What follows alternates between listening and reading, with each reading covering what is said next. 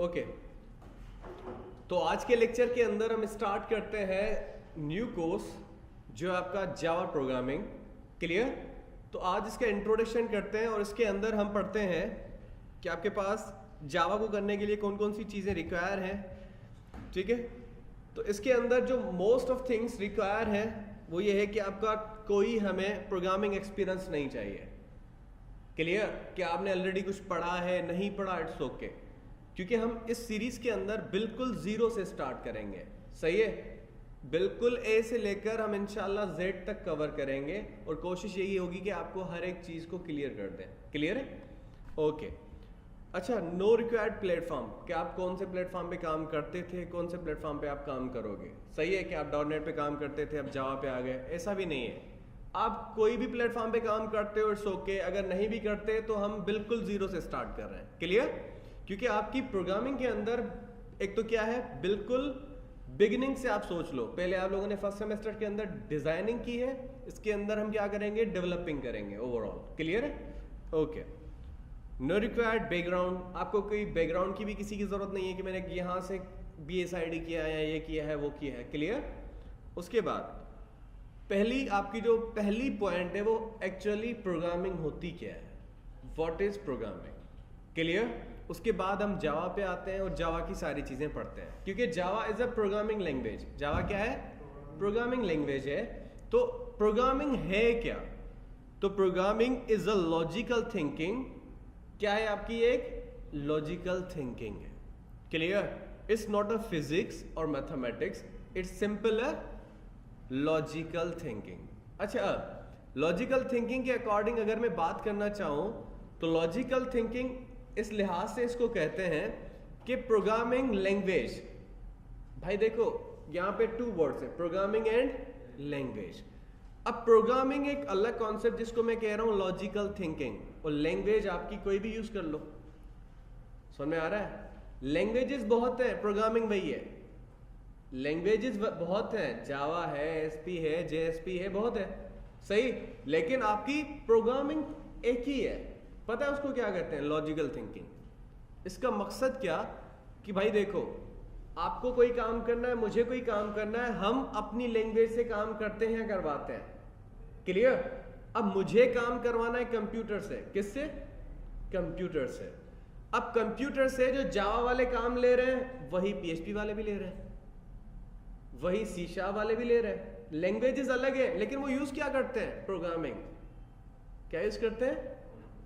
क्योंकि वो सारी प्रोग्रामिंग लैंग्वेजेस हैं। क्या है वो? प्रोग्रामिंग लैंग्वेजेस हैं। अब लैंग्वेज एक कम्युनिकेट करने का तरीका है, किसके साथ? मशीन के साथ। लेकिन उस लैंग्वेज के थ्रू अपनी लॉजिक आप क्या दे रहे हो, वो प्रोग्रामिंग है। समझ में आया? आप सॉफ्टवेयर बना रहे हो, मैं भी सॉफ्टवेयर बना रहा हूं, सब बना रहे हैं। लैंग्वेज आप जो भी उठा लो, आपकी मर्जी है। किसी ने जावा उठा ली, किसी ने स्विफ्ट उठा ली, किसी ने जावास्क्रिप्ट उठा ली, किसी ने जावा उठा ली। सही है?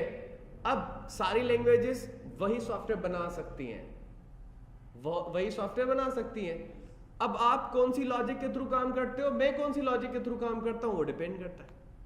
इसी को प्रोग्रामिंग कहते हैं। समझ में आया कि programming is your logical thinking. Language कोई भी हो, प्रोग्रामिंग आपकी लॉजिकल थिंकिंग है, जो आप लॉजिकली थिंक करते हो और अप्लाई करते हो। और लॉजिक वो कौन सी है? जो आप खुद सोचते हो। हर एक बंदे की अपनी लॉजिक है। क्लियर है? किसी भी काम को कंप्लीट करने के लिए हर एक पर्सन की अपनी लॉजिक होती है। क्लियर? एज इट इज, जब भी हम मशीन के ऊपर कोई सॉफ्टवेयर बना के उसको ऑपरेट करते हैं तो हर किसी बंदे का सॉफ्टवेयर बनाने की अपनी लॉजिक, अपना तरीका होता है। इसी को प्रोग्रामिंग कहा जाता है। सही है? And language is a source of communication. चाहे वो आप मशीन के साथ करो या मैं अभी आपके साथ कर रहा हूं, ये लैंग्वेज है ना। ठीक है? इसको उर्दू कहते हैं। एज इट इज, जब अगर हम कंप्यूटर के साथ कम्युनिकेट करेंगे तो कुछ और लैंग्वेजेस होंगी। समझ में आ रहा है? कॉन्सेप्ट क्लियर हुआ? Okay.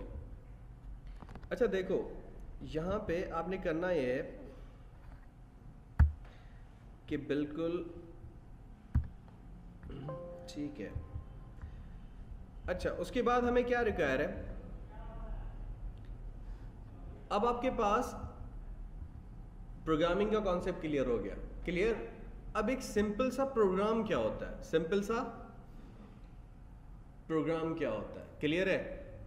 A computer program is a set of instructions. Computer का प्रोग्राम क्या होता है? एक सेट ऑफ इंस्ट्रक्शंस होती हैं। वो सेट ऑफ इंस्ट्रक्शन करती क्या है? सेट ऑफ इंस्ट्रक्शन करती क्या है? फॉर एग्जाम्पल, अगर मैं यहां पे काम कर रहा हूं, मेरी जॉब है, तो मेरी कुछ जॉब डिस्क्रिप्शंस हैं, है ना, कि मुझे ये काम करने हैं। मेरा बॉस मुझे कुछ इंस्ट्रक्शन देता है ना, कि आपको ये करना है, वो करना है, ये करना है, वो करना है ना, टाइम पे क्लास में जाना है, क्लास लेना है, ये पढ़ाना है, वो नहीं पढ़ाना, फॉर एग्जाम्पल, वो क्या इंस्ट्रक्शन है। अगर मैं कंप्यूटर के लिए एक सॉफ्टवेयर बना रहा हूं, तो कंप्यूटर को हम इंस्ट्रक्शन देते हैं। क्या देते हैं? क्लियर? उस सॉफ्टवेयर या उस प्रोग्राम के अंदर हम इंस्ट्रक्शन, जो हम कहते हैं ना सेट ऑफ इंस्ट्रक्शन, वो एक्चुअली है क्या? हम उसको ऑर्डर करते हैं कंप्यूटर को कि ये काम करना है, ये नहीं करना, वो करना है या नहीं करना, फॉर एग्जाम्पल। क्लियर? अब फॉर एग्जाम्पल, आपने कैलकुलेटर बनाया, एक प्रोग्राम है, एक प्रोग्राम है ना, उसके अंदर आप क्या कर सकते हो? एडिशन करवा सकते हो। एडिशन क्या है? एक इंस्ट्रक्शन है। डिवीजन करवा सकते हो। डिवीजन क्या है? एक इंस्ट्रक्शन है। समझ में आ रहा है? ये सारी क्या है? इंस्ट्रक्शन है। एज इट इज, अगर आप विंडोज सॉफ्टवेयर जो आपके होते हैं, विंडोज भी तो सॉफ्टवेयर होते हैं ना, जो ऑपरेटिंग सिस्टम होते हैं, उसके अंदर फाइल को क्रिएट करना, फाइल को डिलीट करना, वो क्या है? इंस्ट्रक्शंस है। समझ में आ रहा है? क्लियर? अब प्रोग्राम कौन कौन से होते हैं आपके पास, ये देख लें। एक आपका एक एडिटर है, इमेज एडिटर, वो भी एक प्रोग्राम है या सॉफ्टवेयर है। क्लियर? आपके पास ये एक इमेज व्यूअर है, क्लियर, या वीडियो प्लेयर है। उसके अलावा आपके पास ये इमेज व्यूअर है।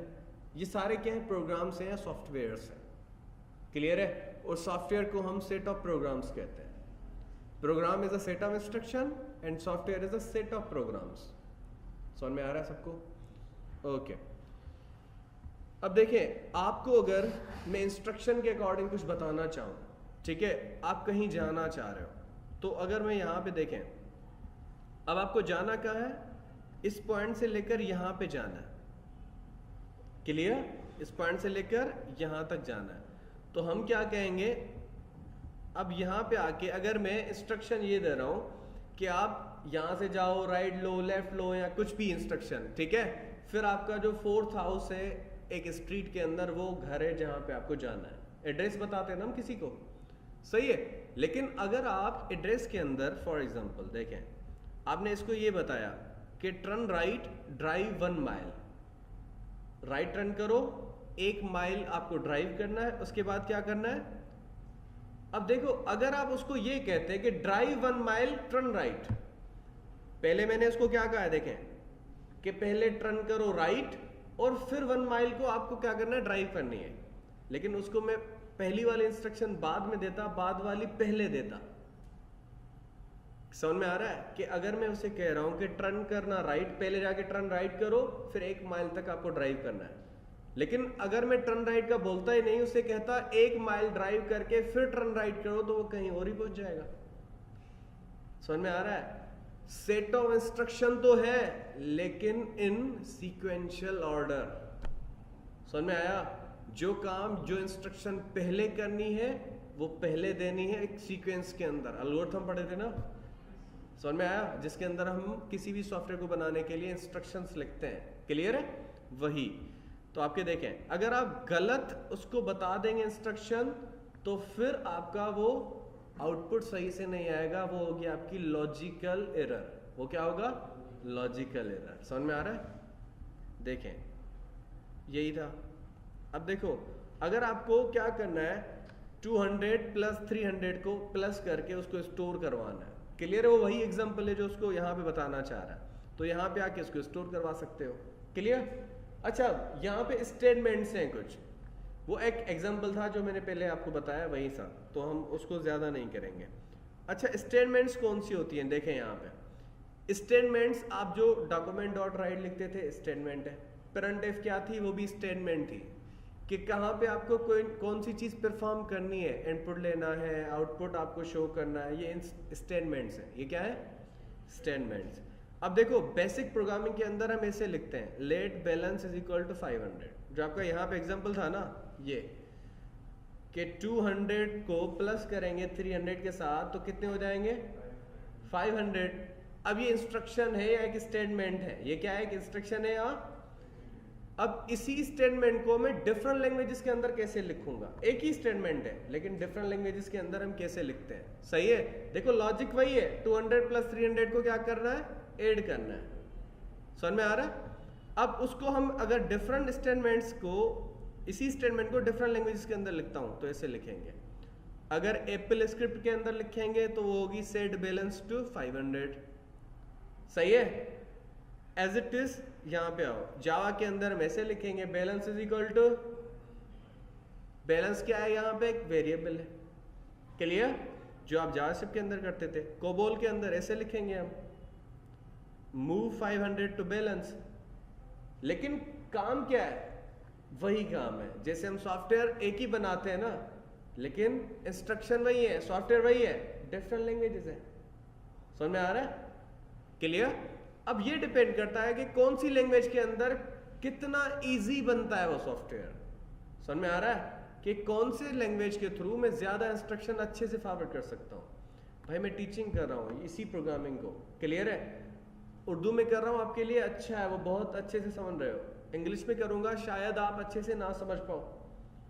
क्लियर है? अब मुझे कोई चीज समझनी है, करनी है, लेकिन वो लैंग्वेज बहुत वैल्यू रखती है। क्लियर? कि कौन सी लैंग्वेज आपको अच्छे से समझ में आ रही है और कौन सी लैंग्वेज आपको अच्छे से करना आ रही है। तो मकसद set instruction on computer. Clear है? ओके। अच्छा, अब ये तो हो गया कॉन्सेप्ट। देखें कि कौन सी लैंग्वेज के अंदर हम कैसे स्टेटमेंट लिखते हैं। स्टेटमेंट वही है कि 200 को प्लस करना है 300 के साथ और किसी वेरिएबल के अंदर स्टोर करना है। समझ में आया? क्लियर? तो आपकी ये ऐसे है। अच्छा, what is a programming language? Programming language है क्या? ठीक है, वो हम ऊपर पढ़ चुके हैं। अब पहले पढ़ा आपने प्रोग्रामिंग, फिर पढ़ी लैंग्वेज, अब प्रोग्रामिंग लैंग्वेज क्या है? Clear? So is the ability to take the idea into your head. Programming language क्या है? कि एक आइडिया आप अपने माइंड के अंदर सोचते हो। क्लियर? पहले आता है idea, ideas have values. Idea आता है, उसके बाद break it apart into each individual pieces and now write those pieces into your programming language using it at a time. अच्छा देखें, पहले आपने आइडिया ये लिया, फॉर एग्जाम्पल जो पहला एग्जाम्पल था कि मुझे किसी के घर जाना है, मेरे रिलेटिव है, मुझे वहां जाना है, फॉर एग्जाम्पल, वो आपका आइडिया था। क्लियर? उस आइडिया के अकॉर्डिंग आप क्या करोगे? इंस्ट्रक्शन लिखोगे। अब आपको घर नहीं पता, आप इंस्ट्रक्शन लिखोगे। अब वो एक बहुत बड़ा आइडिया था या स्मॉल आइडिया था, उसकी इंस्ट्रक्शन हम लिखेंगे और उन इंस्ट्रक्शन को हम क्या कर लेंगे? सेपरेट कर लेंगे कि कौन सी इंस्ट्रक्शन पहले परफॉर्म करनी है, कौन सी इंस्ट्रक्शन बाद में परफॉर्म करनी है। एज इट इज आपका सॉफ्टवेयर है, मुझे स्कूल मैनेजमेंट सिस्टम बनाना है, एक सॉफ्टवेयर है, सही? वो मेरा आइडिया है, प्लान है, मेरे माइंड में आया कि मुझे स्कूल मैनेजमेंट के लिए क्या बनाना है? सॉफ्टवेयर बनाना है। अब उसी सॉफ्टवेयर को बनाने के लिए मैं इंडिविजुअल पीसेस बनाऊंगा, उसके पार्ट्स होते हैं ना, जैसे आपकी पहले रिक्वायरमेंट होगी, फिर रिक्वायरमेंट के बाद आप इम्प्लीमेंटेशन करोगे, है ना? लेकिन रिक्वायरमेंट के अंदर कौन से पीसेस आपको डिफाइन करने हैं कि पहले कौन सी चीज होनी चाहिए, फिर कौन सी होनी चाहिए, फिर कौन सी होनी चाहिए। पार्ट्स है ना, उस आइडिया को आप डिफरेंट पार्ट्स के अंदर सेपरेट करोगे, फिर आप उस इंस्ट्रक्शन के अकॉर्डिंग कोड लिखना शुरू कर दोगे। एल्गोरिथम लिखते हैं ना, एल्गोरिथम्स के बाद आप कोडिंग शुरू करते हैं, सही है ना? पहले इंस्ट्रक्शन लिखते हो, डॉक्यूमेंटेशन बनाते हैं सॉफ्टवेयर की जो आपको रिक्वायरमेंट प्रोवाइड हुई थी, फिर उसी रिक्वायरमेंट के अकॉर्डिंग आप कोडिंग करते हो। ऐसे ही होता है ना? So like that writing your statement in right order with right syntax. अब आपको कौन सी इंस्ट्रक्शन या स्टेटमेंट पहले परफॉर्म करवानी है, कौन सी स्टेटमेंट, कौन सी इंस्ट्रक्शन बाद में परफॉर्म करनी है, एक ऑर्डर आपको अच्छे से आना चाहिए और एक अच्छे सिंटैक्स के अकॉर्डिंग काम करना है जो आपकी प्रोग्रामिंग का सिंटैक्स है। वरना आपके दो किस्म के एरर आते हैं, लॉजिकल एरर्स और सिंटैक्स एरर्स। सिंटैक्स एरर होगा वो जो आपका कोड कंपाइल ही नहीं होगा, लॉजिकल एरर वो होगा कि आपका कोड कंपाइल तो हो जाएगा लेकिन अकॉर्डिंग टू यूअर विश आपका आउटपुट नहीं आएगा। समझ में आया? वो लॉजिक की कोई आपकी क्या होगी? मिस्टेक होगी कि आप जो आउटपुट चाहते हो वो नहीं आता। कोड तो एग्जीक्यूट हो रहा है, फालूक के अंदर डायमंड बनाना था ना आपको, कोडिंग एग्जीक्यूट हो रही थी, लेकिन वो क्या था, लॉजिक क्लियर नहीं थी, तो वो लॉजिकल एरर था। क्या था वो, लॉजिकल एरर। जबकि सिंटैक्स एरर नहीं था, कोड तो हमारा एग्जीक्यूट हो रहा था, लेकिन जो हम चाहते हैं वो आउटपुट ना आए, तो उसको क्या कहा जाता है, लॉजिकल एरर कहा जाता है। समझ में आ रहा है सबको, क्लियर? अच्छा देखो, अब इतनी सारी लैंग्वेजेस हैं, ये स्लाइड्स बहुत पुरानी है, उसके अंदर भी इतनी सारी लैंग्वेजेस हैं जो आपकी अभी तक यूज हो रही हैं टू मेकिंग सॉफ्टवेयर्स। ये देख लो, ए शार्प, जे शार्प, A++, बहुत सारी हैं भाई, ठीक है। C शार्प है, बेश है, बेसिक है, BC है, BCPL है। C से पहले पढ़ा था ना BCPL, याद है? B प्रोग्रामिंग आई थी, याद है जब C को हमने किया था भाई। C को मैंने कहा था ना, C का फुल फॉर्म नहीं होता, C से पहले एक B आई थी, इसीलिए आज से इसका नाम C रखा गया था, याद है कुछ? इसीलिए तो फेल होते हो। ओके, अब देखो, इन सारी लैंग्वेजेस को हम कन्वर्ट करते हैं किसके अंदर, बाइनरी, क्योंकि ये इसकी कंप्यूटर की या मशीन की अपनी लैंग्वेज है, सही है। वो इतनी सारी लैंग्वेजेस को आप पढ़ते हो ताकि हमें वो इजीली समझ में आती हैं, क्लियर है। और ये लैंग्वेज वो है जो इसको समझ में आती है, कंप्यूटर को। समझ में आया, क्लियर? बाइनरी लैंग्वेज कह दो, मशीन लैंग्वेज कह दो, या लो लेवल लैंग्वेज कह दो, वही 0-1 की लैंग्वेज है। समझ में आया? ओके जी। उसके बाद अब यहाँ पे आपको कुछ बताएगा कि कौन सी लैंग्वेजेस मशीन के लिए ज़्यादा मकसद सूटेबल है, मशीन लैंग्वेज जिनको जल्दी से समझती है मशीन, कंप्यूटर, और कौन सी लैंग्वेजेस हम ह्यूमन बींग्स को अच्छे से समझ में आती हैं, सही है। हाई लेवल, लो लेवल और मिडिल लेवल लैंग्वेजेस पढ़ी थी ना वो। अब देखो, मशीन कोड यानी कि CPU को या कंप्यूटर को जो पहले ज़्यादा समझ में आती है कोडिंग, वो कौन सी होती है, असेंबली, उसके बाद लो लेवल। जो आपकी असेंबली के बाद कौन सी है, C है ना, सही। वो C इसको असेंबली और ज्यादा अच्छे से समझ में आती है। असेंबली के अंदर हम एक असेंबल कोड्स बनाते हैं जिसको असेंबलर वगैरह जो है ट्रांसलेट करते हैं, सही है। उसके बाद C के बाद C++ जो आपकी मशीन लैंग्वेज अच्छे से समझती है, सही है। उसके बाद क्या है, ऑब्जेक्टिव C। उसके बाद कौन सी है, ऑब्जेक्टिव C। उसके बाद आया जावा, C#, VB.NET। ये आपकी देखो मशीन से क्लोज कौन सी लैंग्वेजेस है वो बता रहा है, और आपको ह्यूमंस के साथ कौन सी रिलेटेड है, जो ज्यादातर है वो यही है, रूबी, पाइथन, PHP। जो हाई लेवल लैंग्वेजेस हैं जो हम ह्यूमन बींग्स अच्छे से समझ लेते हैं, लेकिन मशीन को समझने में as compare to these languages जो आपके नीचे लिखी हुई है ना लैंग्वेजेस, ठीक है भाई। देखो ये जो लैंग्वेजेस है ना, ये एरो आपको क्या बता रहा है, ये एरो आपको ये बता रहा है कि ये वाली, ये जो नीचे लैंग्वेजेस है ना, ये मशीन को अच्छे से समझ में आती है। जो ऊपर है वो हाई लेवल लैंग्वेजेस है जो हम ह्यूमन बींग्स अच्छे से समझते हैं। समझ में आ रहा है। लो लेवल लैंग्वेज हम लो लेवल लैंग्वेज हम कहते हैं किसको, मशीन लैंग्वेज को, और आप मिडिल लेवल कहते हो C प्रोग्रामिंग को, और हाई लेवल लैंग्वेजेस आपकी सारी हैं ये जो ऊपर शो हो रही है ना, जावा है, रूबी है, पाइथन है, PHP है, C++ भी आपके हाई लेवल लैंग्वेजेस कहलाती है, सही है। और पहली ऑब्जेक्ट ओरिएंटेड प्रोग्रामिंग C++ थी, कौन सी थी, C++, क्लियर। और C के बेसिक पे जो सिंटैक्स है ना वो जावा का बना है। समझ में आया। C का जितना भी सिंटैक्स है ना, on the basis of C programming Java बनी है, सही है। लेकिन C का आपकी क्या थी, प्रोसीजरल लैंग्वेज थी या स्ट्रक्चरल लैंग्वेज थी, और आपकी ये कौन सी है, ऑब्जेक्ट ओरिएंटेड प्रोग्रामिंग लैंग्वेज है। जावा क्या है, ऑब्जेक्ट ओरिएंटेड प्रोग्रामिंग लैंग्वेज है, क्लियर है। ओके जी। अब देखो जावा स्क्रिप्ट सबसे टॉप पे है, जो हाई लेवल लैंग्वेजेस है ना उनसे, जावा स्क्रिप्ट, एक्शन स्क्रिप्ट, क्लियर। ये ज्यादातर जावा स्क्रिप्ट और आपकी जावा और ये सारी चीजें, और जावा स्क्रिप्ट खुद बनी है कहां से, जावा से। समझ में आ रहा है, क्लियर। तो Java is the mother of all languages, सारी लैंग्वेजेस ज्यादातर इससे रिजेंबल करती हैं। उसके बाद writing source code, source code right करने के लिए आप क्या करते हो, देखें, अगर आपने जावास्क्रिप्ट के अंदर सिंपल सा कोड लिखना होता है, आप ऐसे लिखते हो ना, अलर्ट हेलो वर्ल्ड, है ना। वही कोड अगर मैं करना चाहूँ पर्ल के अंदर तो ऐसे करूंगा। पर्ल एक लैंग्वेज है, क्लियर है, वो भी आपकी हाई लेवल लैंग्वेज है। उसके बाद आपके पास रूबी, रूबी ऑन रेल्स पढ़ते हो ना, रूबी आपकी क्या है, रूबी प्रोग्रामिंग है, ऑन रेल्स एक फ्रेमवर्क है जिसके ऊपर आप इसको चलाते हो। समझ में आया? क्लियर है? रूबी ऑन रेल्स नाम है इसका कंप्लीट। ऑन रेल्स क्या है? वो आपका एक फ्रेमवर्क है जिसके ऊपर रूबी प्रोग्रामिंग को एग्जीक्यूट करते हैं। क्लियर? उसके बाद आपके पास क्या है, सिंपल डॉट रूबी, ये आपकी और लैंग्वेज है, ठीक है। उसके बाद ये आपका जावा जिसके अंदर हम क्या लिखते हैं, प्रिंट हेलो वर्ल्ड। समझ में आया? अच्छा सॉरी, पाइथन के अंदर भी लिखते हैं, जावा के अंदर भी लिख सकते हो आप, ठीक है। ये आपकी लुआ एक लैंग्वेज है, आपकी अलगोल है, इसको भी यूज कर सकते हैं। और उसके अंदर ऐसे लिखते हैं, बिगिन फिर डिस्प्ले हेलो वर्ल्ड और उसके बाद एंड। ये पढ़ा था सोडो कोड जब हम पढ़ रहे थे, याद है? उसके बाद आपके पास सी प्रोग्रामिंग, सी के अंदर ऐसे लिखते हैं कोड हेलो वर्ल्ड को एग्जीक्यूट करने के लिए। क्लियर है? पढ़िए ना अभी। उसके बाद सी शार्प के अंदर ऐसे लिखते हैं, ठीक है, यूजिंग सिस्टम क्लास एग्जाम्पल, जो आप इसके बाद पढ़ने वाले हो। फिर हम सी शार्प पढ़ने वाले हैं जावा के बाद, सही है। उसके बाद इसके अंदर मेन मेथड होता है जो सी के अंदर होता है, ये भी उसी से बनी है, सी से, सी शार्प भी। क्लियर है?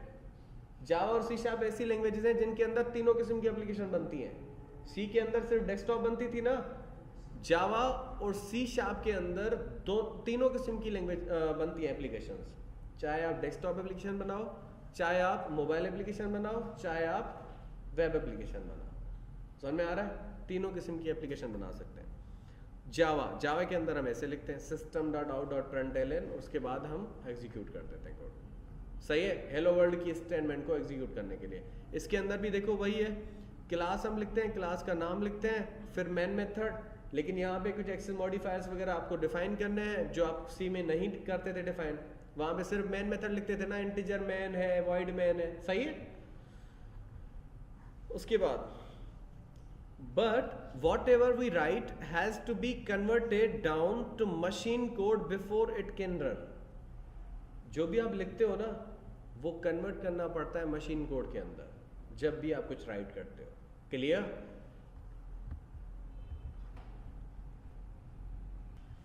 ठीक है, तो आप जो भी लिखते हो वो हम कन्वर्ट करते हैं किसके अंदर, मशीन कोड के अंदर। लेकिन उसको कन्वर्ट करने के लिए हमें क्या चाहिए, हमें दो ट्रांसलेटर्स चाहिए, कंपाइलर एंड इंटरप्रीटर। अच्छा, इससे पहले एक और लाइन लिखी है, देखें, there are two main ways of doing this, what is called compiling the source code and interpreting the source code.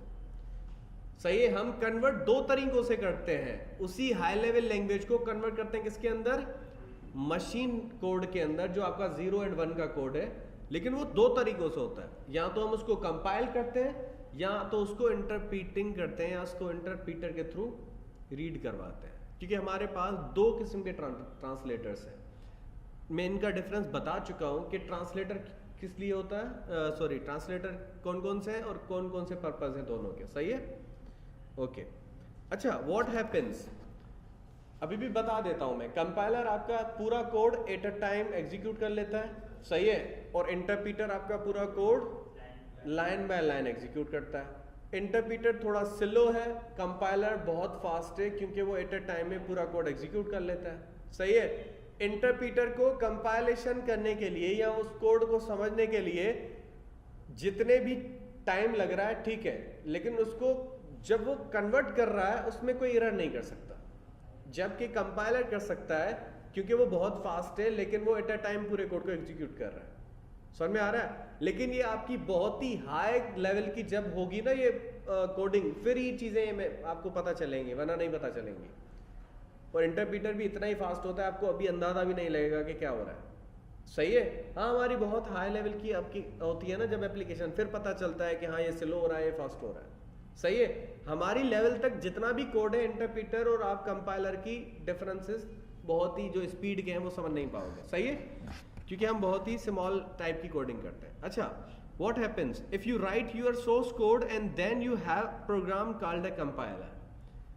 अगर आपने कोई सोर्स कोड लिखा है और आप कंपाइलर को यूज कर रहे हो for the executing of your source code और कंपाइलिंग प्रोसेस के लिए। सही है? उसी कोड को मैं कंपाइल कर रहा हूं कंपाइलर के थ्रू। अब it will go through the source code and create a separate file that contains the machine code. C programming को एग्जीक्यूट किया था, वहां पे .exe फाइल बनती थी, याद है? ये कह रहा है कि जब भी आप कंपाइलर यूज करते हो, आपने सपोज जावा का एक कोड बनाया system.out.println के अंदर, आपने एक हेलो वर्ल्ड प्रिंट करवा लिया, तो उसी फाइल को जब आप एग्जीक्यूट करते हो ना, तो एक दूसरा फाइल बैकएंड पे अलग से बनता है। एक बार कंपाइल किया ना कोड को, एक दूसरा फाइल बनता है, वो फाइल उसके अंदर होता है क्या? उसके अंदर सोर्स कोड अलग चीज है, सोर्स कोड अलग चीज है, जो आपकी कोडिंग आप लिखते हो वो सोर्स कोड है, सही? लेकिन उसी को आप कंपाइल करोगे तो क्या कह रहा है? It will go through that source code and create a separate file that contains the machine code. जब भी आप एक बार उस सोर्स कोड को कंपाइल करोगे ना, तो बैकएंड में एक न्यू फाइल क्रिएट हो जाएगी, डॉट क्लास एक्सटेंशन होगी उसकी। क्या एक्सटेंशन होगी? Dot class. उसके अंदर मशीन कोड होगा या बाइट कोड होगा, समझ में आ रहा है? और वो बाइट कोड बहुत सिक्योर होता है, इसीलिए जावा की बहुत वैल्यू है, समझ में आ रहा है? क्लियर? उसी बाइट कोड की वजह से जावा के अंदर बहुत सिक्योरिटी है, मैं आपको बताने वाला हूं कैसे, सही? अच्छा, this end result is sometimes referred to as an executable file। ठीक है, अब देखें, आपके पास जब ये फाइल एग्जीक्यूट हो जाता है तो जो फाइल हमें मिलता है वो कौन सा होता है? एग्जीक्यूटेबल फाइल होता है। जैसे सी के अंदर .exe फाइल मिलती थी ना, जिसको आप कहीं पे जाके रन कर सकते थे, एग्जीक्यूट कर सकते थे। अच्छा, you can now just run your program keeping your source code private. समझ में आ रहा है? अब किसी भी यूजर को आप सोर्स कोड ना दो, हम क्या देंगे? वो exe फाइल दे देंगे या बाइट कोड दे देंगे, वो जाके रन करेगा और उसी से अंदाजा लगा लेगा कि उसकी एप्लीकेशन कहां तक काम हुआ या नहीं हुआ, सही है? अब उस बाइट कोड को वो फिर से मशीन कोड के अंदर कन्वर्ट भी नहीं कर सकता, सॉरी उसके अंदर सोर्स कोड के अंदर, सही है? क्यों? क्योंकि वही रीजन है कि जावा की इतनी सिक्योरिटी है, just because of byte code या आपके जो exe फाइल है, सही है? क्योंकि वो फाइल ऐसी है, वरना फॉर एग्जांपल अगर मुझे PHP के अंदर काम करना है तो मुझे सोर्स कोड देना पड़ता है, सही? सोर्स कोड क्यों देते हैं? क्योंकि हम उस यूजर को, हमारे पास ना बाइट कोड की फैसिलिटी है ना exe फाइल की फैसिलिटी है, सही है? तो हम क्या करेंगे? सोर्स कोड को अपने को प्राइवेट रखेंगे, जो आपने कोडिंग की है उसकी जगह पे उसको जब एग्जीक्यूट करते हैं ना, तो उसका रिजल्ट समझ लो, जो आपने कोडिंग की उसका रिजल्ट जो आता है ना, वो हम भेज सकते हैं यूजर को। मैं आपको दिखाऊंगा कि डॉट क्लास फाइल या डॉट exe फाइल क्या होती है, ठीक है? डॉट obj फाइल भी होती है, क्लियर है? Okay, now with an interpreter language on the other hand, वो था कंपाइलिंग प्रोसेस। अब ये क्या है? इंटरप्रिटर का प्रोसेस है। इसके अंदर क्या होगा? You don't compile your source code before hand. Before hand यानी किसी को देने से पहले हम कंपाइल नहीं करते, कंपाइल करते ही नहीं है, सही? वहां पे कंपाइलर क्या कर रहा है? कंपाइल करता है ना, क्योंकि ये है run time program languages. Interpreter जितनी भी लैंग्वेज यूज करती है ना, वो रन टाइम होती है। क्या होती है? रन टाइम लैंग्वेजेस होती हैं, ठीक है? जिनकी कोडिंग डायरेक्ट रन होती है, कंपाइल नहीं होती। जैसे जावास्क्रिप्ट थी, PHP है, पर्ल है, समझ में आ रहा है? ये इंटरप्रीटर यूज करती है एज अ ट्रांसलेटर, लेकिन जावा क्या यूज करती है? Compiler as a translator. समझ में आ रहा है? Clear? Okay, you just give me a copy of it, so I will need my machine to interpret it whenever I want to run that program। अब समझे? आप क्या करते हो? आप अपने सोर्स कोड की कॉपी देते हो यूजर को कि ये मेरा सोर्स कोड है, जाके आप एग्जीक्यूट करो और आप समझो कि आपकी एप्लीकेशन कहाँ तक बनी है। और अगर उसको ये समझ में आई ना आई, वो अगर भी कहता भी है ना कि मुझे पसंद नहीं है और उसने सोर्स कोड रख लिया, तो उसकी मर्जी है, सही है? ऑनलाइन ज्यादातर इश्यूज यही आते हैं। ऑनलाइन जब आपकी एप्लीकेशन कोई बनवाना चाह रहा है तो आप क्या करते हो? सोर्स कोड देते हो। सोर्स कोड उसने देख लिया, उसके बाद उसकी मर्जी एक्सेप्ट करे या ना करे, क्लियर? और सोर्स कोड रख के फिर भी एक्सेप्ट नहीं कर रहा, तो मकसद वो आपको लूट रहा है, फॉर एग्जाम्पल, क्लियर है? तो जावा के अंदर ऐसी फैसिलिटी है कि आपको बाइट कोड देना पड़ता है, सोर्स कोड आपका अपने पास ही रखता है, समझ में आ रहा है? और उसी बाइट कोड को वो एग्जीक्यूट करके एक बार देख लेगा, अगर उसको समझ में आती है वो पैसे पे करता है, फिर हम उसको एग्जीक्यूटेबल फाइल, वो आपका सोर्स कोड दे देंगे। समझ में आ रहा है? क्लियर है? तो Java is more secure than other program languages. Clear है? मच सिक्योर है। इसीलिए वरना आपकी 90s की लैंग्वेज है, अभी तक चल रही है, 1990s की है। क्लियर? इसके बाद बहुत सारी लैंग्वेजेस आ चुकी है हमारी, लेकिन इसको रिप्लेस नहीं कर पाई। हाँ, इसको कंपटीशन कर रही है, सी शार्प है मार्केट में अभी। क्लियर? लेकिन इसको हटा नहीं सकी आज तक, ऐसी लैंग्वेज है। इसका फादर जेम्स गोसलिंग है। अच्छा, different between compiled and interpreted languages. अब आपने ये पहले भी पढ़ा था, कुछ लैंग्वेजेस इंटरप्रिटेड होती हैं, कुछ आपकी कंपाइल्ड होती हैं। कंपाइल्ड वो होती हैं जो कंपाइलर यूज करती हैं, इंटरप्रिटेड वो होती हैं जो इंटरप्रीटर यूज करती हैं। समझ में आ रहा है? अब यहां पे देखो, कंपाइल्ड प्रोग्रामिंग लैंग्वेजेस ये हैं। कंपाइल्ड, प्रोज एंड कॉन्स, इनके प्रॉफिट कौन से हैं और इनके जो है आपके नुकसान कौन से हैं, उसके डिसएडवांटेजेस कौन से हैं। अच्छा देखो, कंपाइल लैंग्वेजेस क्या होती हैं? Ready to run, not cross platform. आपकी ये क्रॉस प्लेटफॉर्म नहीं है। सही है? आपने फॉर एग्जांपल समझ लो, कंपाइल लैंग्वेजेस ऐसी होती हैं, जावा वैसे तो प्लेटफॉर्म इंडिपेंडेंट है, सही है, लेकिन यहां पे क्या कह रहा है कि कंपाइल लैंग्वेजेस ऐसी हैं जो रेडी टू रन है, आप रन कर सकते हो।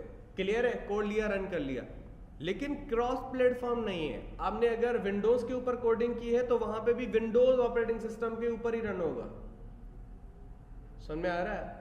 आपने यहां पे विंडोज के ऊपर कोडिंग की, एग्जीक्यूट किया है विंडो पे कोड, उसकी बाइट कोड दे दी, वहां पे कुछ और ऑपरेटिंग सिस्टम है ना, सपोज आपने लिनक्स दे दिया या आपने मैक ऑपरेटिंग सिस्टम दे दिया, तो फिर वो वहां पे कोड आपका एग्जीक्यूट नहीं होगा। सही है? तो ये उसके बाद ऑफ्टन फास्टर, आपकी ये बहुत फास्ट है एज कंपेयर टू, ठीक है, इनफ्लेक्सिबल, फ्लेक्सिबल नहीं है। क्लियर?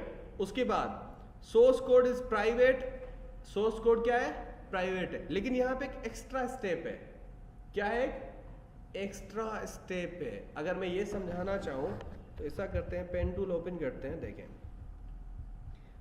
अब यहां पे पता होता क्या है, अगर मैं कंपाइलेशन कर रहा हूं, मैं क्या कर रहा हूं? कंपाइलर यूज कर रहा हूं या कंपाइल प्रोग्रामिंग लैंग्वेज यूज कर रहा हूं, ठीक है। तो कंपाइल प्रोग्रामिंग लैंग्वेजेस के अंदर हम क्या करते हैं, देखें, हम सोर्स कोड लिखते हैं, ठीक है, सोर्स कोड डॉट जावा, उसकी एक्सटेंशन हो गई। क्लियर?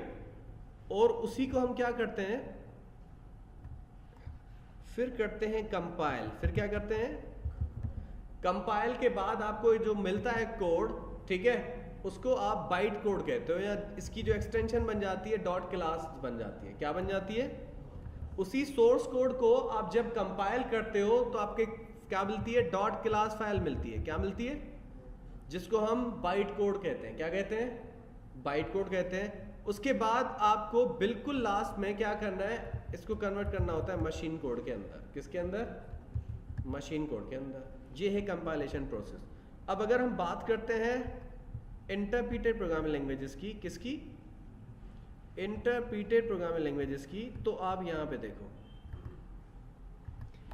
इंटरप्रीटेड प्रोग्रामिंग लैंग्वेजेस, तो यहां पे पता है क्या होता है? आपने सपोज लिखा सोर्स कोड डॉट जावास्क्रिप्ट, सही है, ये इंटरप्रीटेड प्रोग्रामिंग लैंग्वेज है ना।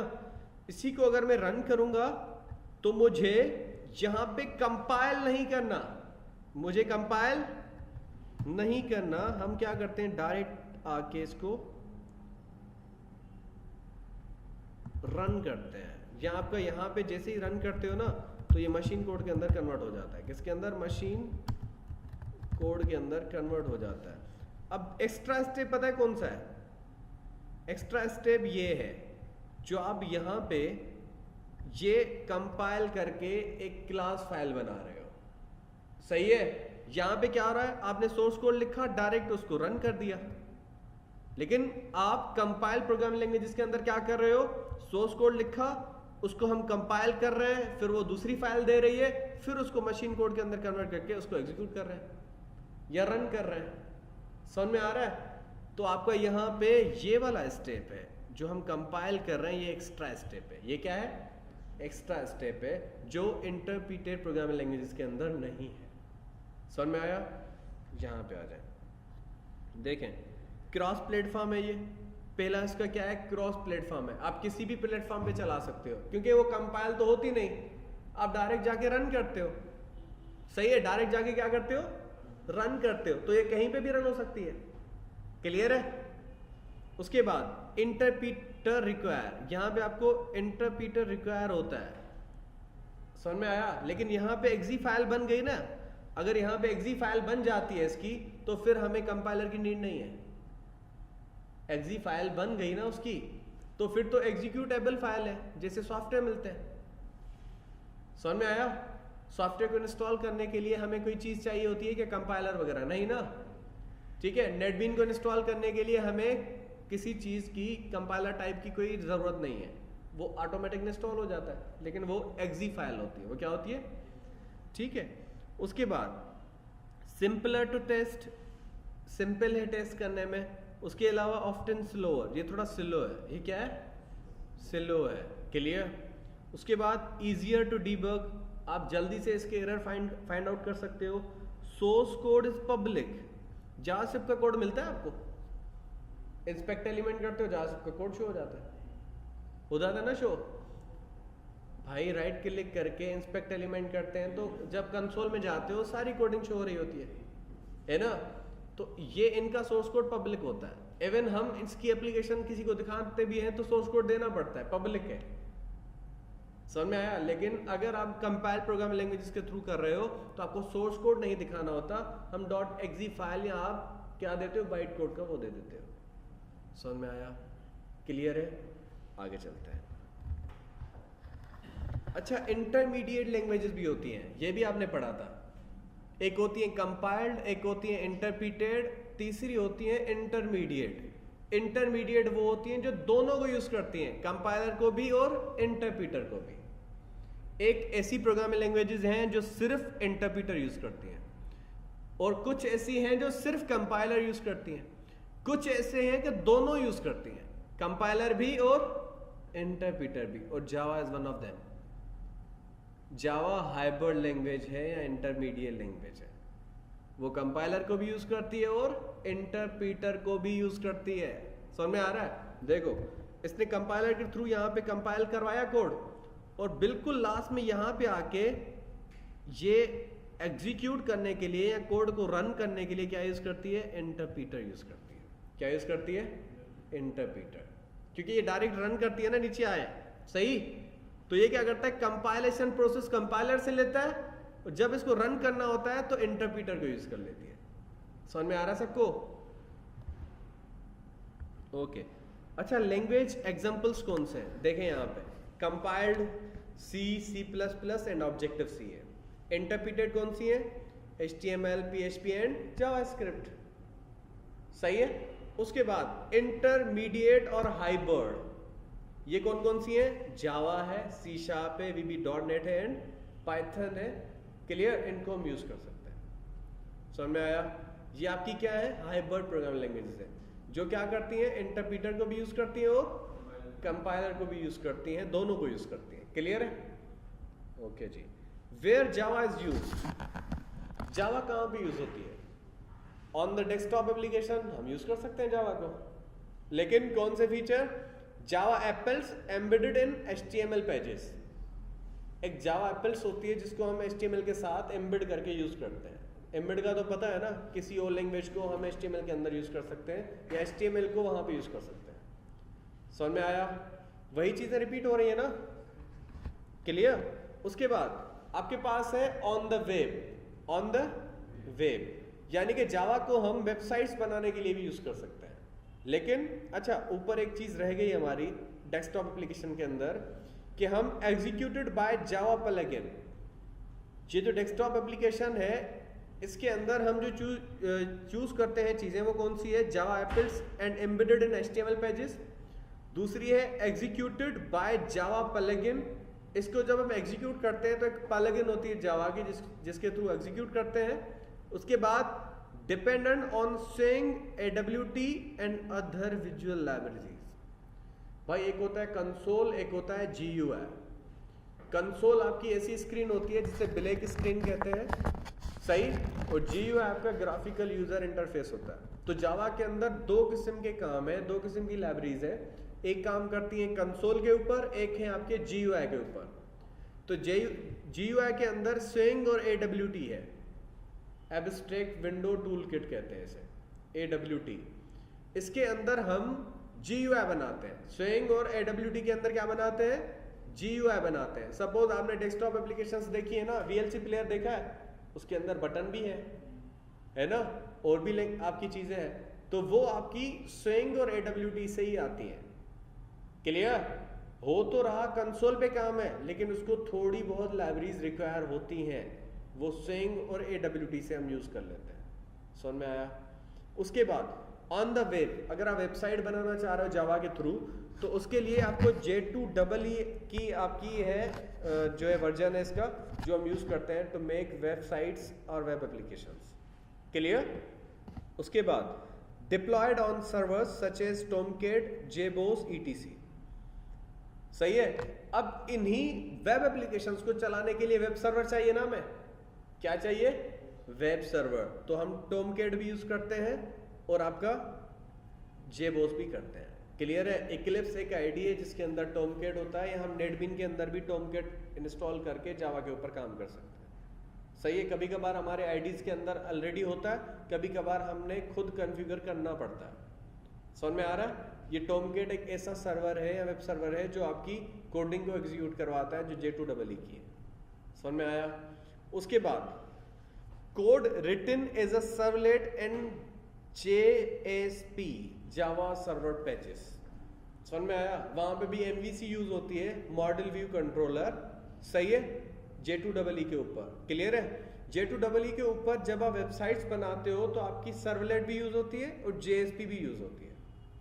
क्लियर है? और एक MVC बनता है जावा के ऊपर जिस पे हम काम कर रहे होते हैं। ठीक है। उसके बाद ऑन मोबाइल डिवाइसेस हम क्या यूज करते हैं? Google Android. जावा को हम मोबाइल्स के लिए भी, मोबाइल डिवाइसेस के लिए भी बना सकते हैं, यूज कर सकते हैं। गूगल एंड्रॉइड है with Dalvik compiler and Eclipse tools. सही है। एक डेल्विक कंपाइलर है जिसको हम यूज करते हैं उसी जावा को एग्जीक्यूट करने के लिए, और एंड्रॉइड के अंदर 70% तक जावा यूज किया हुआ है। कितना? 70% तक। तो जावा इतनी इंपॉर्टेंट है, अभी से जावा के ऊपर कंसंट्रेशन रखें ताकि आपको एंड्रॉइड सीखने में इजी हो जाए।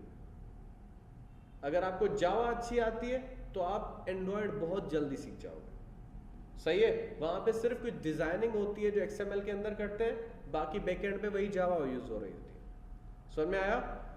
ओके। अच्छा, blackberry operating system, Java development environment चाहिए इसको, और मैनी अदर मोबाइल एनवायरनमेंट्स। ठीक है। एंड्रॉइड स्टूडियो भी यूज कर लेते हैं हम। क्लियर है? तो आपके पास ये थी where Java is not used, कहां पे हम नहीं यूज कर सकते? जावास्क्रिप्ट के अंदर, और not native mobile apps for iPhone और विंडोज। अब यहाँ पे बहुत ही अच्छी बात आने वाली, सुन ले कौन सी, कि जावा के अंदर जो आप एप्लीकेशंस बनाते हो, उन एप्लीकेशंस को आप सिर्फ जो है सपोज एंड्रॉयड के अंदर बना रहे हैं ना, तो एंड्रॉयड के अंदर जावा यूज होती है। क्लियर? अगर आपने एंड्रॉयड के ऊपर एक ऐप बना दी तो वो ऐप विंडोज के फोन के ऊपर नहीं चलेगी, ना आईफोन के ऊपर चलेगी, वो सिर्फ एंड्रॉयड पे चलेगी। हाँ, अगर चलाना है ना वहां पे विंडोज के ऊपर और आईफोन के ऊपर, तो हमें थर्ड पार्टी रिक्वायर होती है। क्या रिक्वायर होता है? थर्ड पार्टी, उसको सपोर्ट करने के लिए कि इस ऐप को चला दो। समझ में आ रहा है? जबकि अगर बात की जाए अदर आपके प्लेटफॉर्म्स की, अभी जो हम पढ़ रहे हैं ना React.js और Native.js जावास्क्रिप्ट के, उनके अंदर जैसी भी ऐप बनती है ना, जो भी बनती है, उसको कन्वर्ट करने की जरूरत नहीं है, उसको सपोर्ट की जरूरत नहीं है। वो एंड्रॉयड पे भी चल जाएगी, विंडोज फोन पे भी चल जाएगी, और किस किस पे चल जाएगी? सारे ऑपरेटिंग सिस्टम्स पे। सही है। लेकिन यहाँ पे जो बनेगी वो सिर्फ एंड्रॉयड पे ही चलेगी, बाकी ऑपरेटिंग सिस्टम्स को चलाने के लिए क्या करना पड़ेगा? थर्ड पार्टी की नीड पड़ती है। समझ में आया? Okay. Types of Java applications. अब कौन कौन सी एप्लीकेशंस जो आप जावा के अंदर बना सकते हो? हम गेम्स बना सकते हैं। मोबाइल के अंदर देखते हो गेम जावा के थ्रू बन सकते हैं। क्लियर है? और एक दो गेम हम बनाएंगे इसके अंदर। ठीक है। उसके बाद मोबाइल एप्स बनती हैं। क्या बनती हैं? मोबाइल एप्स बनती हैं।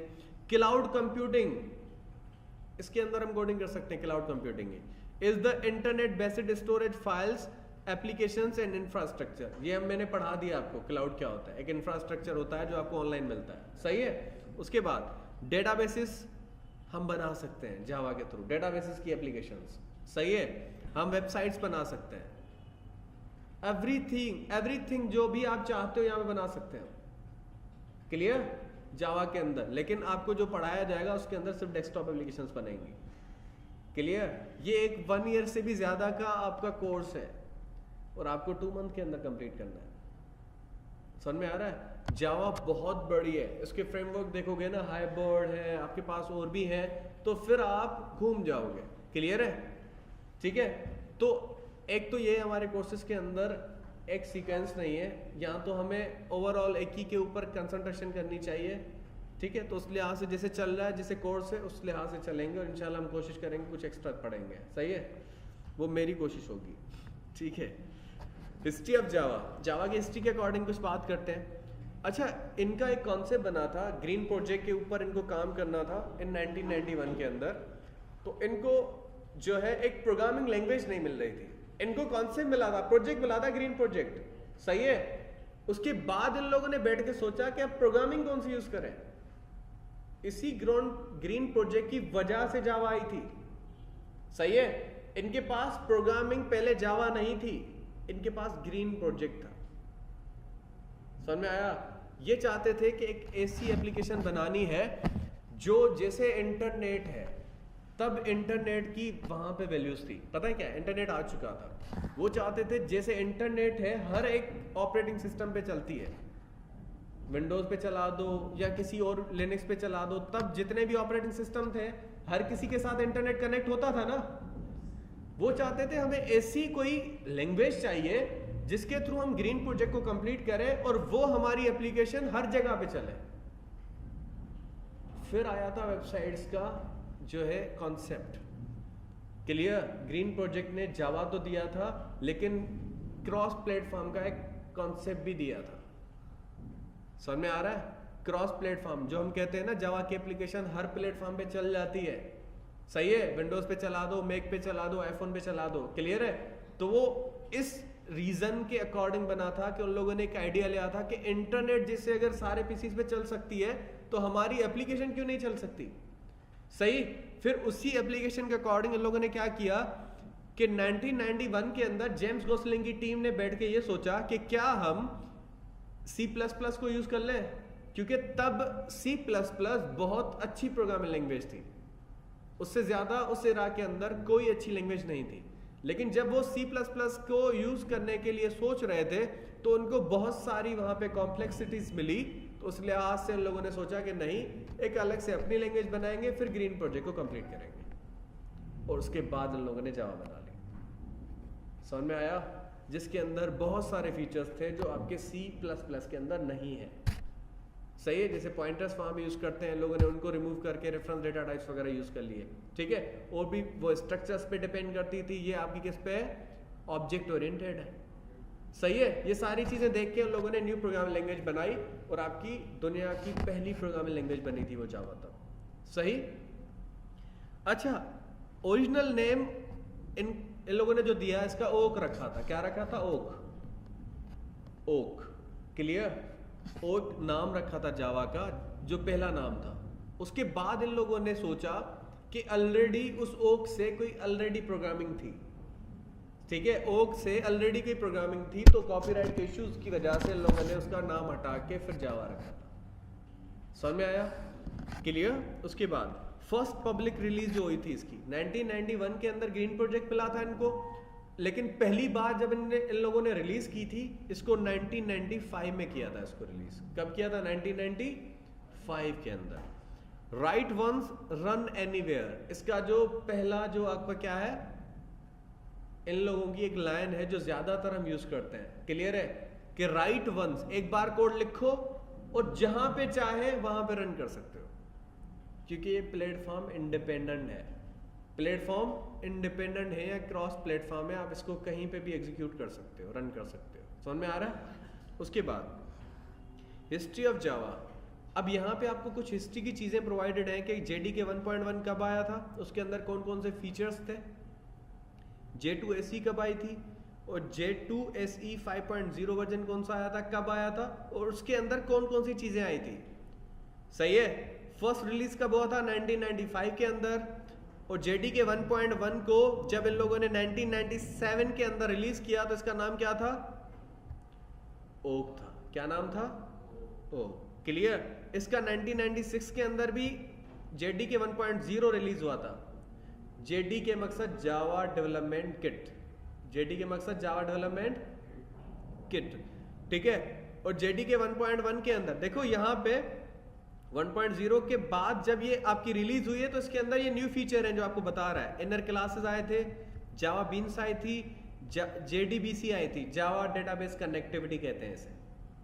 जब डेटाबेस के साथ कनेक्टिविटी करवाते हैं ना, हमें JDBC रिक्वायर होता है। सही है। उसके बाद आपके RMI आया था, रिफ्लेक्शंस आए थे। उसके बाद जब इनका 1998 के अंदर वर्जन आया था J2SE, जावा स्टैंडर्ड एडिशन, जावा स्टैंडर्ड एडिशन कहते हैं इसको। सही है। इसके अंदर स्विंग आई थी, स्विंग जो आया ना यहाँ पे आया है, कौन से वर्जन के अंदर, J2SE 1.2 के अंदर। ये याद रहे, ऐसे क्वेश्चंस आते हैं। सही है। उसके बाद JIT आया था यहाँ पे, जस्ट इन टाइम कंपाइलर आया था, JIT, just in time compiler. Clear है। उसके बाद जावा प्लगइन आई थी और कलेक्शन नेटवर्क आया था। समझ में आया। उसके बाद इनका आया था J2SE 1.3, उसके अंदर हॉटस्पॉट JVM आया था।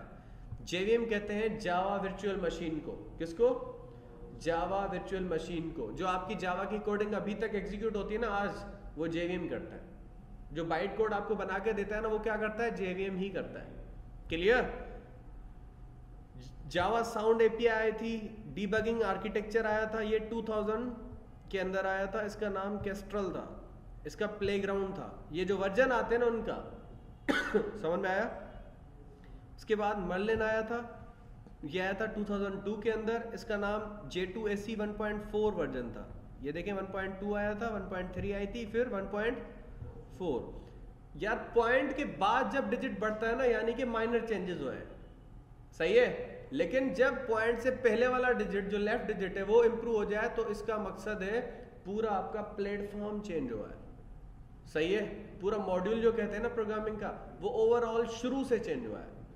जैसे बूटस्ट्रैप के वर्जन पढ़ते थे ना 3.7 फिर 4, उसका मकसद 4 जो बूटस्ट्रैप का वर्जन आया था उसके अंदर ओवरऑल पूरा जो आपका था मॉड्यूल चेंज हुआ था शुरू से। जी, विंडोज के जैसे आते हैं 7 है, 8 है, 10 है। क्लियर है। ऐसे उसके बाद इसके अंदर रेगुलर एक्सप्रेशंस आए थे, IP वर्जन 4 आया था नेटवर्क कम्युनिकेशन के लिए, लॉगिंग API आई थी, XML आई थी, XSLT आई थी, जो आप पढ़ोगे XML के अंदर। सही है। ये पढ़ेंगे हम चीजें। क्लियर है। उसके बाद आपको सिक्योरिटी एंड क्रिप्टोग्राफी, ठीक है, ये भी आई थी। आपने पढ़ा था प्रोग्रामिंग प्रैक्टिसेस के अंदर क्रिप्टोग्राफी को, याद है कुछ, क्रिप्टो कोड जो बनते हैं आपके, ठीक है। उसके बाद जावा वेब स्टार्ट होता है इसके अंदर। अच्छा, उसके बाद J2SE 5.0 आया जिसके अंदर जेनेस यूज करते हैं, मेटा डेटा करते हैं। मेटा डेटा पता है क्या होता है, डेटा अबाउट डेटा, उसको मेटा डेटा कहते हैं। क्या कहते हैं, डेटा अबाउट। फॉर एग्जाम्पल, मैंने मेमोरी के अंदर एक नाम स्टोर करवाया अरसलान, ठीक है, अरसलान नाम है। लेकिन अगर हम बात करते हैं कि अरसलान के अंदर, उस नाम के अंदर कितने कैरेक्टर्स हैं, उस अरसलान नाम ने कितनी मेमोरी एक्सेस की है, सही है, वो क्या हो गया, उसी अरसलान डेटा के अकॉर्डिंग कुछ और डेटा है। समझ में आ रहा है। अरसलान डेटा है लेकिन उसी अरसलान के अकॉर्डिंग के उसके अंदर 5 कैरेक्टर्स हैं या 6 हैं, वो क्या है, वो अदर डेटा है ना, लेकिन उसी डेटा के अकॉर्डिंग है। और उसी अरसलान नाम ने कितनी मेमोरी ऑक्यूपाई की, वो भी एक डेटा था। सही है। तो data about data is called Meta data. Clear. उसके बाद एनुमरेशन, ये भी हम पढ़ेंगे। एनम होते हैं आपके पास, एक वेरिएबल आर्ग्यूमेंट्स होती हैं, ये भी पढ़ेंगे। जो फंक्शंस के अंदर आप पास करते थे आर्ग्यूमेंट्स और आपके पैरामीटर्स। फॉर ईच एनहेंसमेंट है, फॉर ईच लूप को इन लोगों ने एनहेंस किया था और इसको 2004 के अंदर रिलीज किया गया था। इसका नाम था टाइगर। समझ में आया। उसके बाद उसी हिस्ट्री ऑफ जावा को इन लोगों ने 2006 के अंदर J2SE 6 वर्जन किया था रिलीज, उसके अंदर क्या किया था, परफॉर्मेंस JDBC 4.0 दिया था और GUI को इम्प्रूवमेंट किया था। क्लियर, ग्राफिकल यूजर इंटरफेस को, इसका नाम रखा था मस्टिंग। उसके बाद ओरेकल बायसन 2010 के अंदर आपकी सन माइक्रो सिस्टम जो है, पहले जो जावा बनाया गया था ना सन माइक्रो सिस्टम्स के अंदर बनाया गया था। सन माइक्रो सिस्टम एक कंपनी है जैसे माइक्रोसॉफ्ट है, सही। फिर इसी सन माइक्रो सिस्टम्स को खरीद लिया गया, किसने, ओरेकल ने खरीद लिया इसको। क्यों? क्योंकि जावा वालों ने एक प्रोजेक्ट लिया था और उसको ये कंप्लीट नहीं कर पाया जो उनको टाइम मिला था उसके अंदर, और उसके बाद उस प्रोजेक्ट को कंप्लीट ना करने की वजह से उनको पूरी कंपनी भेजनी पड़ गई थी, सही है। और ओरेकल ने इसको खरीद लिया और ओरेकल के पास से जावा 2010 से, समझ में आ रहा है। अब जो है जावा किसकी है, ओरेकल वालों की। क्लियर है, पहले सन माइक्रो सिस्टम्स की थी। क्लियर है। अब उसके बाद 2011 के अंदर डॉल्फिन आया, जिसका नाम डॉल्फिन रखा गया था। उसके अंदर J2SE7, सही है। अभी तो 9 आ चुका है, ठीक है। J2SE8 भी आ चुका है। इसके कुछ और फंक्शन है जो आपके प्रोवाइडेड है। 2014 के अंदर आए थे J2SE8, जिसके अंदर लैम्डा एक्सप्रेशंस, यानी कि एक ही लाइन के अंदर हम कोड करते हैं, ये भी पढ़ेंगे हम। जावा प्लस जावास्क्रिप्ट आई थी, new date and time API आई थी, वो भी हम पढ़ेंगे इसी कोर्स के अंदर, सही है। डेट एंड टाइम की कुछ APIs होती हैं जो एप्लीकेशन प्रोग्रामिंग इंटरफेस कहते हैं हम, सही है, उसको भी यूज करेंगे। अच्छा, रन टाइम आर्किटेक्चर है इसका कि जावा इज एन इंटरप्रिटेड लैंग्वेज। मैंने कहा था ये दोनों यूज करती है, कंपाइल्ड भी है और इंटरप्रिटेड भी है, ठीक है। आपने कंपाइल इसका समझ लिया, अब इंटरप्रिटेड समझते हैं। Java is an interpreted language, compiles to byte code instead of machine language. अब देखो पहले क्या करती थी ये, पहले ये क्या करती है, compiles to byte code instead of machine language, ठीक है। ये बाइट कोड को कन्वर्ट करती है, रन करती है, किसके अंदर, मशीन लैंग्वेज के अंदर। जबकि वो पहले क्या करती है, इंटरप्रिटेड लैंग्वेजेस तो डायरेक्ट सोर्स कोड को कंपाइल करती है, किसके अंदर, मशीन लैंग्वेज के अंदर। लेकिन अभी उसको कंपाइलर ने कंपाइल करके दे दिया है, वो है बाइट कोड। अब इंटरप्रिटर का काम क्या है, उस बाइट कोड को रन करना और मशीन लैंग्वेज के अंदर कन्वर्ट करना, सही। The compile application is portable between platforms without recompiling, ठीक है। कंपाइलेशन जो आपकी एप्लीकेशंस होती हैं, कंपाइल एप्लीकेशन, वो पोर्टेबल होती है बिटवीन प्लेटफॉर्म्स विदाउट रिकम्पाइलिंग। यानी कि देखो, अगर आपकी कंपाइल प्रोग्रामिंग लैंग्वेज है ना, एक बार कंपाइल कर लिया तो बार बार कंपाइल करने की जरूरत नहीं पड़ेगी, ठीक है। लेकिन आपकी इंटरप्रिटेड लैंग्वेजेस को बार बार आपको वही कोड वहां पे जाके रन करना पड़ता है, सही है। समझ में आ रहा है कुछ? देखो, कंपाइल प्रोग्रामिंग लैंग्वेज है, एक बार सोर्स कोड लिया, उसको कंपाइल किया, कंपाइल हो गया ना, अब उसको कंपाइल करने की जरूरत नहीं है। लेकिन अगर इंटरप्रिटेड लैंग्वेज है, उसका हर बार कोड कंपाइल करना पड़ता है, क्योंकि उसमें कंपाइलेशन का प्रोसेस है ही नहीं। समझ में आ रहा है?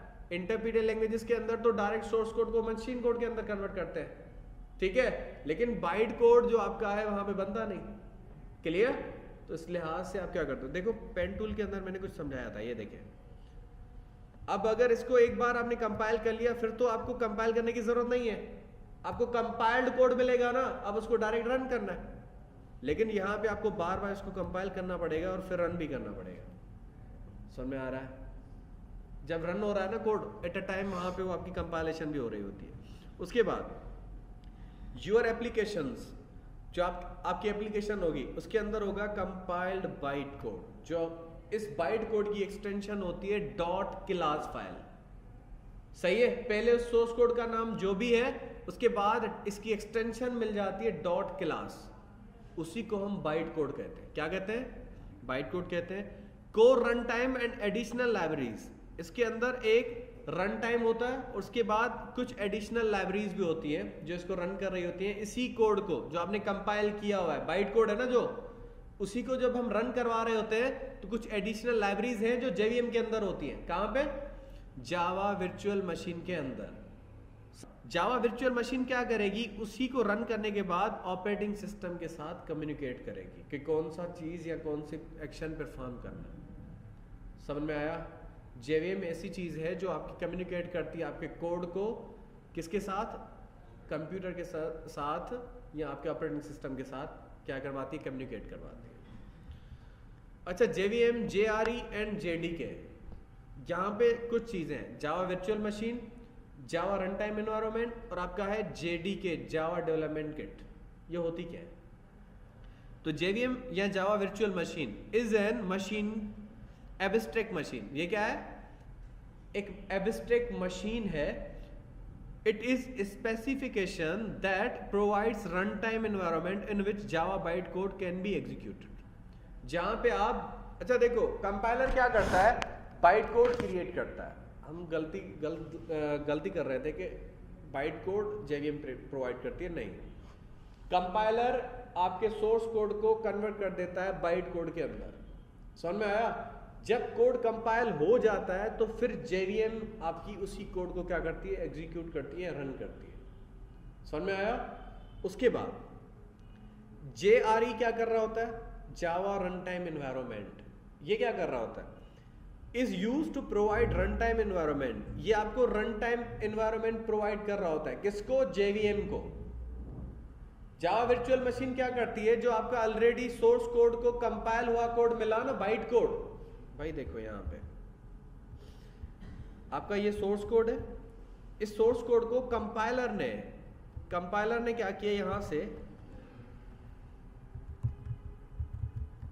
कंपाइलर ने कंपाइल किया तो ये बन गई वही जो आपकी जावा की फाइल थी, वो किस में बन गई है, डॉट क्लास फाइल में मिल गई। यहां पे आ गया JVM। क्या आ गया यहां पे,